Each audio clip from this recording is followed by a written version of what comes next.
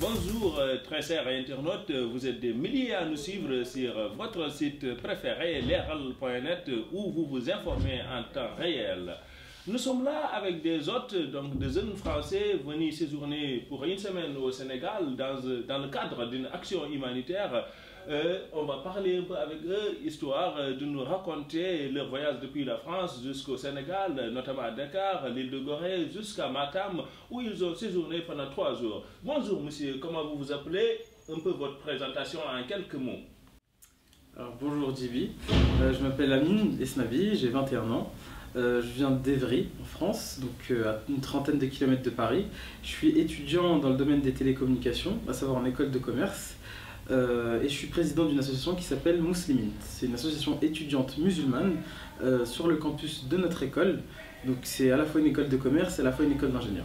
Voilà. Merci monsieur Amine Esnabi. Nous l'avons tous entendu. Lui, il s'appelle Amine Esnabi, c'est un étudiant dans les télécommunications à sud-est de Paris, France. Il habite à Evry. Et à côté de lui, on a mademoiselle Zineb, non? C'est ça. Voilà, donc on aimerait également qu'elle se présente un peu et qu'elle fasse un peu son profil. Merci Djibi. Donc bonjour à tous. Je suis Zineb Bellout, je suis aussi étudiante en 2e année d'école de commerce dans la même école que Amine, dans le domaine des télécommunications.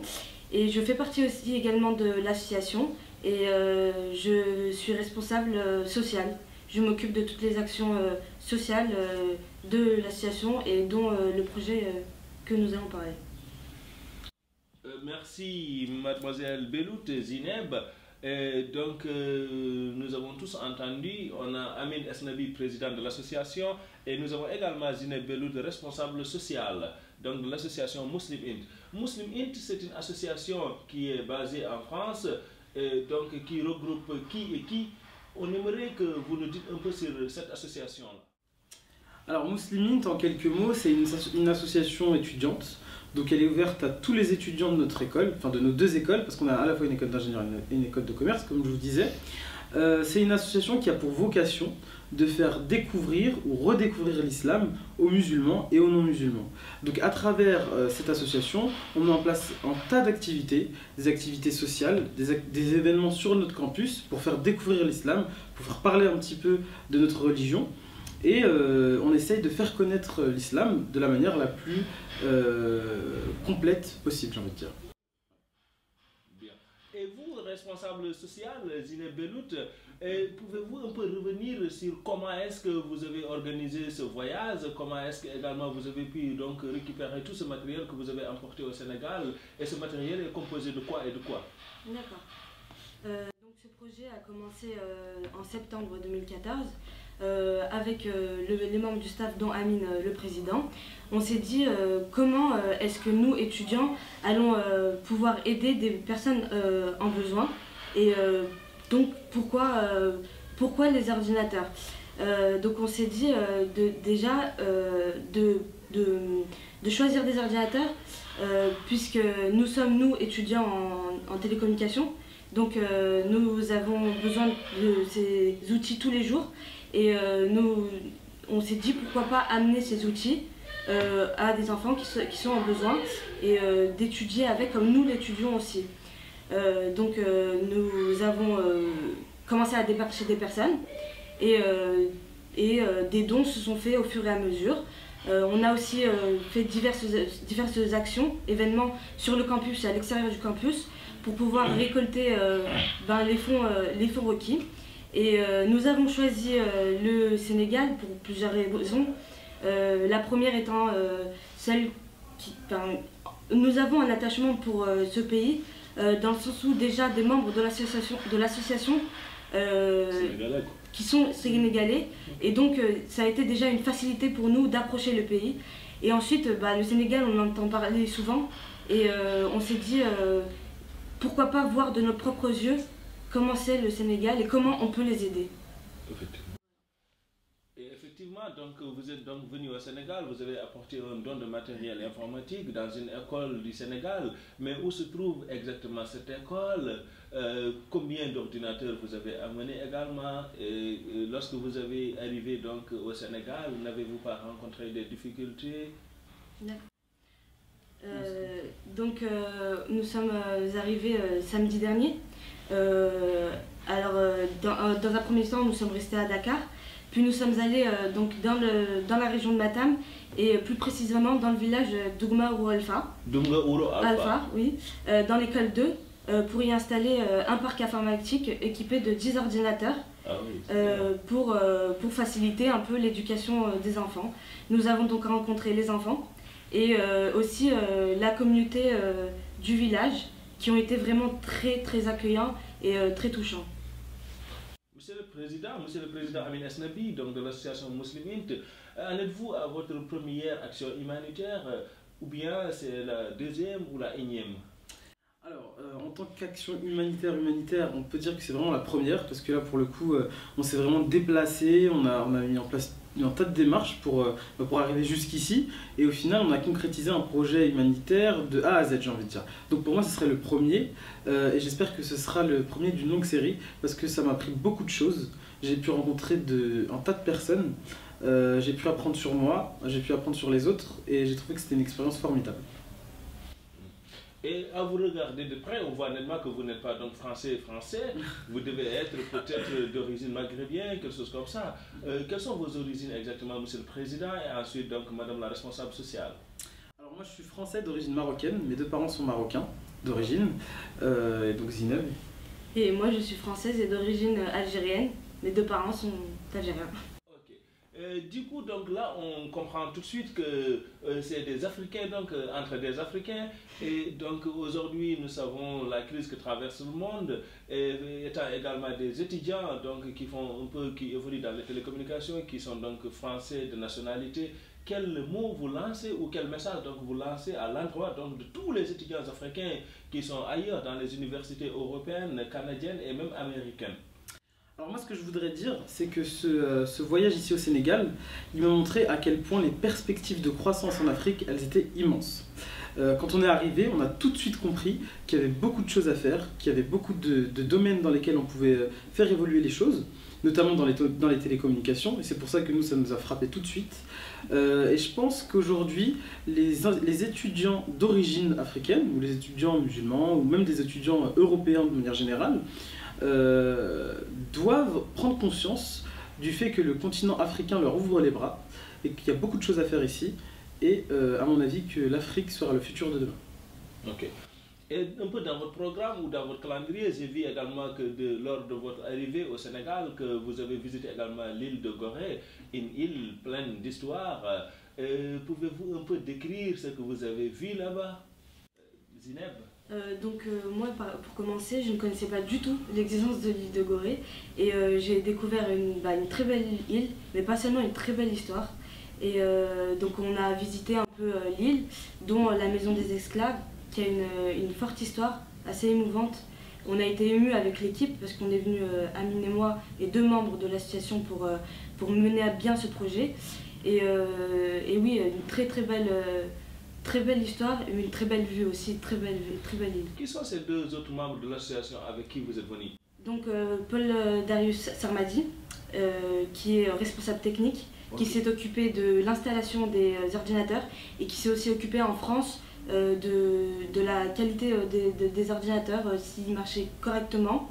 Et Aminata Asgat, qui est membre du pôle social et qui est aussi un membre de ce projet, le projet Sénégal, qui a mené aussi diverses actions pour pouvoir récolter les fonds, dont un repas de charité avec plusieurs invités en France et un tournoi de foot et quelques ventes externes à l'école. Et on voit nettement alors votre bravoure d'avoir bravé ces milliers de kilomètres ou donc ces centaines de kilomètres, disons, pour partir à Matam, traverser tout le Fouta en passant par la route Linguère-Matam, Ranérou. Là, j'aimerais également que vous me décriviez un peu le paysage de Matam, le paysage du Sénégal de manière générale, sa culture que vous avez également eu à vivre et à découvrir lors de votre séjour au Fouta, à Dunga Ouro Alpha. Alors, donc ce voyage, quel voyage! C'était vraiment un voyage, j'ai envie de dire, intense, parce qu'on est parti le soir, donc pour rouler toute la nuit, pour arriver à Matam, donc parfois sur des routes assez sinueuses, parfois sur des routes pas du tout éclairées, etc. Donc c'était un petit peu une découverte pour nous, mais c'était une aventure. C'était une aventure qu'on a beaucoup aimé, parce que c'était assez inédit pour nous.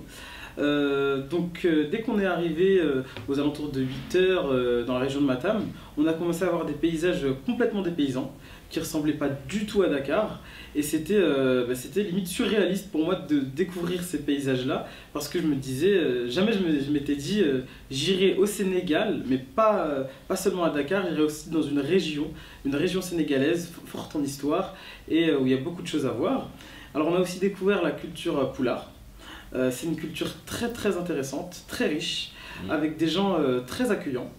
C'est une culture qui me semble vraiment importante, et quand j'ai découvert tout ça, je me suis dit que les cultures sénégalaises, c'est des cultures qu'on devrait mettre en avant pour justement apporter cette touche émotionnelle au pays. Voilà. Et à Genève également. Donc oui, quand on est arrivé à Matam, c'est vraiment des paysages qu'on ne voit pas du tout, que moi personnellement je n'ai jamais vu, et qui sont très beaux. Ensuite, une fois arrivé au village, personnellement, moi j'ai trouvé que c'était vraiment une communauté mais vraiment formidable, accueillant, chaleureux, généreux. J'ai beaucoup appris sur moi-même, et je pense que chaque membre de l'association a appris sur eux-mêmes en tant que musulmans et en tant que personne. Vraiment, j'ai pas de mots pour dire que c'est un peuple qui est solidaire. Et c'est rare de voir encore des peuples comme ça aussi solidaires et aussi accueillants. Ils ne nous connaissaient même pas. Ils ont été comme si c'était notre famille, quoi. Ouais, c'était vraiment beau. Okay. Et en fait, tout ce scénario-là, votre séjour, votre déplacement depuis France jusqu'ici, donc votre arrivée là-bas, votre hébergement et tout cela, vous l'avez fait dans quel cadre? Dans un cadre de partenariat avec une association du village ou avec l'école? Comment exactement? Alors, ce qui s'est passé, c'est qu'on est rentré en contact avec plusieurs entités, plusieurs personnes, etc. Et un jour, j'ai envie de dire, c'est un peu le destin. Donc on est rentré en contact avec une association dont vous êtes membre, Jivi, qui nous a littéralement ouvert ses portes, où on a tout de suite fait confiance à nos interlocuteurs. Et on s'est rendu compte que finalement, on ne s'était pas trompé, qu'au Sénégal, il y avait bien des besoins, qu'il y avait bien des besoins notamment dans le domaine de l'éducation, dans le domaine du digital, et qu'il y avait pas mal de choses à faire. Donc c'est de cette manière-là qu'on a orchestré un petit peu le projet. En somme, comment est-ce que vous avez également découvert le niveau d'études des enfants sénégalais, donc des cycles primaires, parce que je pense bien que vous n'avez pas fait le moins. Ouais. En fait, les élèves de CI jusqu'en classe CM2, comment est-ce que vous avez découvert le niveau, en fait, leur éducation de base? Alors je sais pas pour Zineb, mais moi personnellement j'étais très surpris, mais vraiment surpris de voir qu'en CE2, déjà des élèves avaient une maîtrise presque parfaite du français. On a pu découvrir des cahiers, des notes, des bulletins, etc. d'élèves. Et je sais pas pour toi Zineb, mais moi personnellement j'étais vraiment surpris de voir la qualité d'enseignement. Alors que voilà, c'est des élèves qui sont quand même dans des classes de minimum ou environ 40 étudiants, donc c'est pas forcément évident. Et pourtant, on voit qu'il y a une facilité d'apprentissage que moi j'ai trouvé déconcertante. Parce qu'en Europe, ou en tout cas en France, c'est pas de cette manière-là que ça se passe vraiment. Je sais pas pour toi Zineb. Pour Zineb également. Je pense exactement pareil. Ils ont un niveau vraiment élevé, je pense. Déjà, parce qu'ils ont déjà plusieurs langues, dont le français, et dont le Pulaar, le Pulaar, oui, voilà. Et ça, tout le monde n'a pas la facilité. Et j'ai découvert grâce à ces enfants que l'éducation, c'est vraiment une chance, et que eux, ils ont su la saisir. Alors que comparé en France, c'est vraiment qui devient une obligation, un rituel. Alors que là, vraiment, ça leur fait plaisir de savoir. Ouais, cette volonté Un peu dans la culture sénégalaise, notamment sa langue ou bien sa culture, sa culture dans le comportement et tout cela. Donc, qu'est-ce que vous allez emporter avec vous en France? Des mots. Alors déjà beaucoup de mots. Lesquels? Alors on a pas mal de mots. Déjà pour saluer quelqu'un. Le Wolof par exemple. Ah ouais, alors moi j'ai plus appris du Peul, je vous avoue. Le Peul, ok. En Peul, j'ai appris pas mal de mots, comme par exemple Jamtam. Jamtam, ça veut dire? C'est pour saluer une personne. Okay. Ensuite, on peut répondre nos bada, etc. Okay. Un mot que j'utilisais beaucoup, c'était Amdaram, forcément, parce qu'il fallait à chaque fois remercier des gens étant donné leur accueil. Okay. Pas mal de mots comme Mi Bel Team, je suis content, par exemple. Et un peu la nourriture sénégalaise, le plat sénégalais, qu'avez-vous découvert de nouveau? Alors, on a découvert des plats excellents. Donc, moi, je savais que la cuisine sénégalaise était très bonne, parce que j'avais déjà goûté des plats sénégalais. Mais là, on a découvert des plats. Je vous avoue, ça va être difficile de rentrer en France et de se dire qu'on pourra pas en avoir. Et je sais pas pour toi, Zineb, mais... Ah ouais, pareil. Qu'est-ce que vous avez découvert comme beau plat ou plat préféré durant vos saisons? Je dis un peu la roliti, c'était du riz avec du poisson. Ah oui, ça c'est bien. C'est vraiment une richesse culinaire, vraiment j'ai beaucoup apprécié. Ah oui. Beaucoup. En fait, voilà, donc notre entretien arrive à terme. Votre mot de fin est à l'endroit donc de toute la communauté sénégalaise, mais également à l'endroit de tous les internautes qui nous suivent ou qui nous regardent sur notre site, votre site, leral.net. Alors déjà, je voudrais remercier chaleureusement le peuple sénégalais. Moi, je trouve que c'est un peuple formidable. C'est des gens simples, très accueillants, très chaleureux et qui ont une facilité déconcertante d'accueillir les gens. Donc ensuite, pour les internautes qui voudraient découvrir un petit peu nos actions, nos activités, ce qu'on fait, on a une page Facebook qui s'appelle Mousselimint, donc MUSLIM''int, où vous pouvez voir un petit peu tout ce qu'on fait, etc. On a aussi un site internet, mousselimint.com, donc n'hésitez pas à vous y rendre pour découvrir un petit peu ce qu'on fait en France en tant que jeune musulman. Voilà. Pareil, je voulais remercier tout le peuple sénégalais, dont la communauté qui nous a bien accueillis. Et merci à vous pour nous avoir guidés durant tout notre projet, parce que je pense qu'on n'aurait pas eu tout ça si vous n'étiez pas là. Et j'espère revoir votre peuple bientôt. Inch'Allah. Inch'Allah. Merci à vous, donc Amin Esnabi, président de l'association Mousselimint. Merci à vous, Zineb Bellout, responsable social de cette dite structure, et donc de l'association également Mousselimint. Et donc merci à nos chers internautes qui sont des milliers à nous suivre sur notre site leral.net. Bye bye.